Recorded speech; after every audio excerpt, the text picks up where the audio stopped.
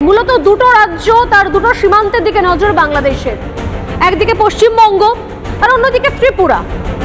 এই পশ্চিমবঙ্গ আর ত্রিপুরার দিকে নজর, কারণ ভারতকে বিরক্ত করার জন্য, উত্তপ্ত করার জন্য তারা বেছে নিয়েছে এই দুই রাজ্য, ভারতের দুই রাজ্যের সংলগ্ন যে সীমান্তবর্তী অঞ্চল, সেই সীমান্তবর্তী অঞ্চলকে ভারতকে বিরক্ত করার জন্য, ভারতকে উত্তপ্ত করার জন্য লাগাতার সীমান্তে অশান্তি তৈরি করার চেষ্টা করা হচ্ছে, পায়ে পা দিয়ে যুদ্ধ করার চেষ্টা করা হচ্ছে। কারণ এটাই আসলে বোধহয় বাংলাদেশ চাইছে, ইউনূসের বাংলাদেশ বোধহয় চাইছে পায়ে পা লাগিয়ে যুদ্ধ করতে।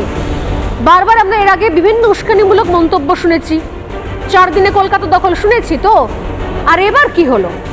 গতকাল ত্রিপুরার ঊনকোটিতে পাচারকারীদের রুখতেই বিএসএফ এর বন্দুক কাড়ার চেষ্টা হলো। ভাবুন, বিএসএফ এর বন্দুক কাড়ার চেষ্টা চলছে, তারপরও বিএসএফ ঠান্ডা মাথায় পরিস্থিতি নিয়ন্ত্রণ করছে। এটা হচ্ছে ঊনকোটি জেলার কৈলা শহরে। আজ বিএসএফ এর তরফে বিবৃতি দিয়ে জানানো হয়েছে যে বিএসএফ অত্যন্ত কৌশল এবং ধৈর্যের সঙ্গে পরিস্থিতি নিয়ন্ত্রণ করেছে।